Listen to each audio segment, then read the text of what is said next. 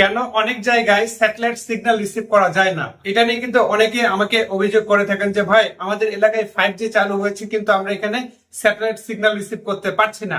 মূলত 5G চালু হলে যে স্যাটেলাইট সিগন্যালটা আপনি পাবেন না, কেন স্যাটেলাইট সিগন্যালটা পাচ্ছেন না সেটা আজকে ভিডিওতে আমি ক্লিয়ার করার চেষ্টা করব। আশা করছি ভিডিওটা শেষ পর্যন্ত কন্টিনিউ করবেন।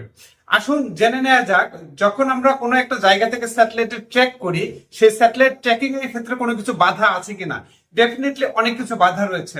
যেমন আপনি একটা জায়গা থেকে যখন স্যাটেলাইট রিসিভ করতে যাবেন, তার সামনে যদি গাছ থাকে সেই ক্ষেত্রে কিন্তু স্যাটেলাইট রিসিভ করতে পারবেন না, কারণ গাছটার সামনে থেকে কি করছে, ইন্টারফেয়ার করছে, অর্থাৎ বাধা দিচ্ছে স্যাটেলাইট সিগন্যালটা রিসিভ করতে। কিন্তু যদি এমন হয় যে আকাশ পরিষ্কার আছে, সামনে কোনো বাধা নেই, তারপরে সিগন্যাল রিসিভ হচ্ছে না, তাহলে সেটাকে কি বলবেন, আসুন জেনে নেওয়া যাক।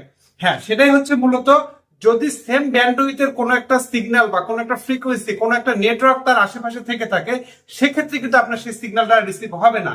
আর এটাকে বলা হচ্ছে যে 5G টেকনোলজি, অর্থাৎ যে যে জায়গাগুলোতে 5G টেকনোলজি রয়েছে সেখানে 5G নেটওয়ার্ক চালু হয়ে গিয়েছে, সেই জায়গাগুলোতে দেখা যাচ্ছে নর্মাল যে আমরা এলএনবি গুলো ব্যবহার করি, কেউ ব্যান্ডেড হইতে পারে, সি ব্যান্ডেড হইতে পারে, সেই ক্ষেত্রে সেই এলএনবি মাধ্যমে কিন্তু আমরা কোনোভাবে সিগন্যালটা রিসিভ করতে পারছি না। কারণ সেখানে যখন 5G নেটওয়ার্কটা চালু হচ্ছে, 5G নেটওয়ার্কের যে ব্যান্ডউইথ, সেই ব্যান্ডউইথটা আমাদের যে স্যাটেলাইট রিসিভার যে ব্যান্ডউইথ সেম বা সিমিলার হওয়াতে তখন হচ্ছে কি, যেহেতু স্যাটেলাইট থেকে সিগন্যালটা আমরা পাই প্রায় 36,000 কিলোমিটার দূর থেকে আমাদের পৃথিবীতে আসে, বাট যখন আমরা 5G নেটওয়ার্কের আওতায় পড়ে যাই সেটা তো আমাদের লোকালি হয়ে থাকে। সেই ক্ষেত্রে কি হয় জানেন, সেই ক্ষেত্রে সেই সিগন্যালটা স্ট্রং হওয়ার ফলে আমরা যে সিগন্যালটা স্যাটেলাইট থেকে রিসিভ করি সেটা আর আমরা রিসিভ করতে পারি না। সেক্ষেত্রে আমাদের আসলে করণীয় কি হতে পারে, কারণ আমরা জানি যে স্যাটেলাইট রিসিভ করতে গেলে আমাদের কোনো ধরনের ইন্টারফেয়ার থাকা যাবে না। যেহেতু 5G নেটওয়ার্কের যে ব্যান্ডউইথ, আমি আপনাদেরকে একটু বলতে চাই ব্যান্ডউইথটা আসলে কিভাবে কাজ করছে। ধরুন আমরা যে স্যাটেলাইট গুলো রিসিভ করছি, সেক্ষেত্রে আমাদের ব্যান্ডউইথ কত, কোন ব্যান্ডউইথের মধ্যে স্যাটেলাইট গুলো আসলে চলছে। ধরুন 4 গিগাহার্টজ, তো 4 গিগাহার্টজ বা 5 গিগাহার্টজ অথবা 6 গিগাহার্টজ এরকম থাকে, কখনো 11 গিগাহার্টজ 12 গিগাহার্টজ থাকে কিউ ব্যান্ডের ক্ষেত্রে। হ্যাঁ, তো সি ব্যান্ডের ক্ষেত্রে যদি আমরা ধরে ফেলি যে 4 গিগাহার্টজ, 3.4 থেকে 4.2 গিগাহার্টজ পর্যন্ত আমরা নরমাল সি ব্যান্ডের স্যাটেলাইট গুলো রিসিভ করতে পারি।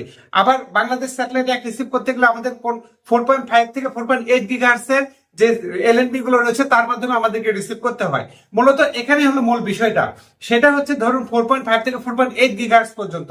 এখন 5G নেটওয়ার্ক যদি হয়ে থাকে 4.5 থেকে 5.0 গিগাহার্টজ এর মধ্যে যদি থাকে, তাহলে আমাদের সেই সিগন্যালটা বাধাপ্রাপ্ত হবে ডেফিনেটলি। কারণ হচ্ছে সেখানে যদি ধরুন একটা ঘরে আপনি ফিসফিস করে কথা বলছেন, হ্যাঁ আস্তে আস্তে কথা বলছেন, আশেপাশে অনেকে আপনার কথা শুনছে, কিন্তু কেউ যদি সেই রুমে প্রবেশ করে উচ্চস্বরে গান গাওয়া শুরু করে, তাহলে কিন্তু আপনার ফিসফিস শব্দটা তারা শুনতে পাবে না।